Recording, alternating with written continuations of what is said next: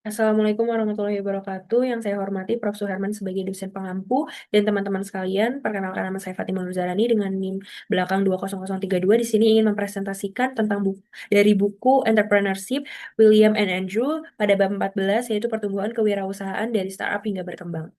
Yang pertama, di sini saya ingin menjelaskan terkait paradoks pertumbuhan. Mengapa banyak wirausaha yang gagal? Kewirausahaan dimulai dengan sebuah ide brilian dan peluang pasar yang terbuka. Namun kesuksesan itu seringkali menjadi awal dari tantangan terbesar. Banyak wirausaha yang mampu meluncurkan bisnis dengan sukses justru gagal saat menghadapi fase pertumbuhan.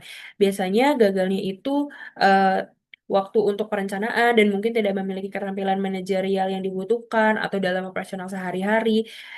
Jika semua itu tidak ditangani dengan tepat, itu akan menyebabkan kegagalan total. Nah, persimpangan jalan ini adalah pilihan strategis pasca startup. Setelah melewati fase startup, ini ada tiga jalur utama yang perlu dipilih. Yang pertama, menjual bisnis, sebuah opsi untuk meraup keuntungan modal, mungkin dengan tetap terlibat untuk transisi. Yang kedua, mempertahankan bisnis, gaya hidup, di mana pendiri memiliki untuk menjaga ukuran perusahaan. Yang ketiga, ada mengembangkan bisnis, sebuah jalan yang menantang, namun menawarkan potensi dengan imbalan yang hasilnya besar. Yang ketiga, ya, selanjutnya yang berikut ini adalah diagram pilihan pasca startup terdiri dari sell, maintenance, dan grow. Di mana di sell ini terdiri dari stay with company, start another venture, seek other employment. Kalau maintain itu terdiri dari become a manager atau exit day-to-day management. Kalau grow terdiri dari become entrepreneurial lead, take alternate position in the field, exit day-to-day management. Nah, berikut ini kerangka kerja model kekuatan pendorong pertumbuhan. Terdiri dari empat pilar, yaitu leadership, kepemimpinan, domain peluang, sumber daya, dan kapabilitas organisasi, serta eksekusi. Terdapat eksekusi karena inilah yang secara langsung menghubungkan semua elemen dengan hasil yang nyata, yaitu laba. Keempat kekuatan ini saling terikat dan dipengaruhi oleh ketidakpastian lingkungan, serta kepentingan para stakeholder.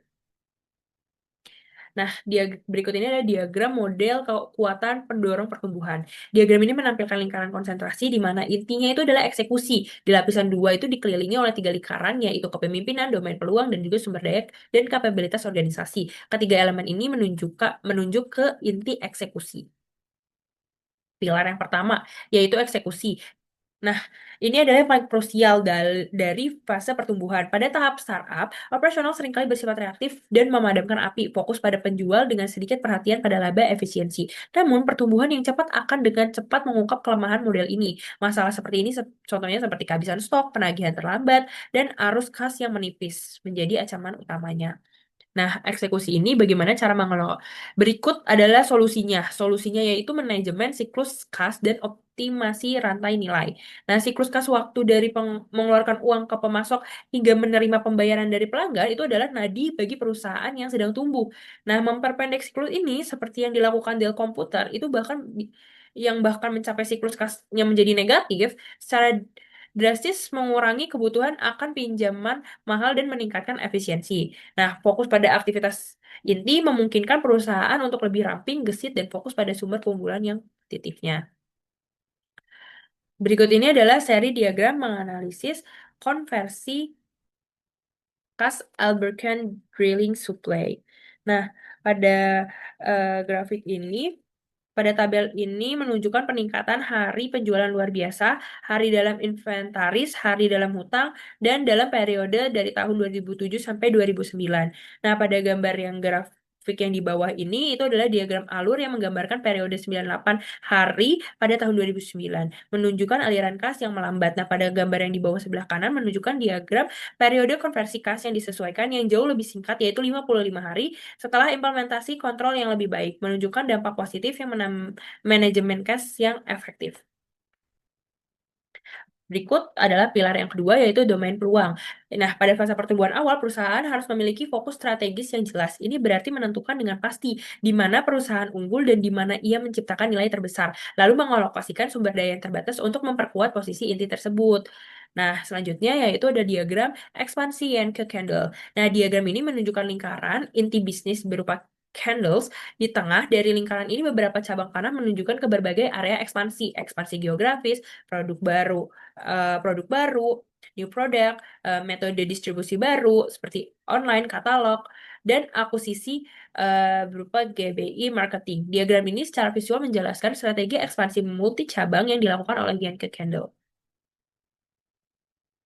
Pilar yang ketiga yaitu sumber daya dan kapabilitas lebih dari sekedar uang. Pilar ketiga sumber daya dan kapabilitas organisasi melampaui sekedar modal. Mentalitas bootstrap, hemat, dan memaksimalkan sumber daya harus terus berlanjut bahkan setelah perusahaan itu sudah sukses. Ini berarti terus mencari cara untuk membiayai pertumbuhan secara internal dengan meningkatkan efisiensi dan marginnya.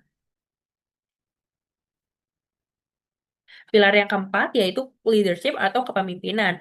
Seni dalam mendelegasi dan membangun visi. Pilar yang terakhir ini adalah seringkali sang pendiri adalah motor utama di fase startup, tetapi menjadi hambatan di fase pertumbuhan jika tidak mampu beradaptasi. Tantangan terbesar bagi seorang wirausahaan adalah belajar untuk mendelegasikan. Mereka harus berhenti melakukan segalanya dan mulai membangun tim manajemen yang kompeten. Pemimpin juga harus mampu menyeimbangkan antara kebutuhan dan kontrol dan efisiensi dengan mempertahankan semangat kewirausahaan dan inovasi. Mereka harus menciptakan visi yang jelas untuk masa depan dan memastikan seluruh organisasinya juga berjalan dengan lancar. Nah, berikut ini adalah study case, yaitu peringatan bahaya ekspansi yang salah. Nah, contoh nyatanya itu adalah Channing BT. Sebuah penerbit pamflet yang sukses mencoba berekspansi secara drastis melalui akuisisi sebuah perusahaan konsultasi. Langkah ini mengabaikan prinsip penting seperti hubungan antara kapabilitas organisasi dengan peluang yang dikejar. Mereka tidak memiliki keahlian di bidang konsultasi, sehingga divisi yang diakuisisi itu merugi, menyeret bisnis intinya, dan menyebabkan PHK besar-besaran serta kehancuran budaya perusahaan. Kisah ini menggarisbawahi ekspansi, terutama melalui akuisisi, harus didasarkan pada logika strategi yang kuat dan sinergi yang nyata, bukan sekedar ambisi yang tumbuh. Kesimpulannya, perjalanan dari startup ke perusahaan yang matang dan terus berkembang adalah tarian yang rumit antara efisiensi dan inovasi. Banyak perusahaan yang berhasil membangun operasional yang efisien justru kehilangan jiwa kewirausahaannya. Mereka menjadi birokratis, lamban merespon perubahan, dan lebih suka mengulang kesuksesan yang pada masa lalu daripada membangun masa depan. Kunci untuk bertahan dalam jangka panjang adalah mempertahankan kemampuan kewirausahaan di seluruh organisasi. Mungkin sekian dari presentasi saya, kurang lebihnya mohon maaf. Terima kasih. Assalamualaikum warahmatullahi wabarakatuh.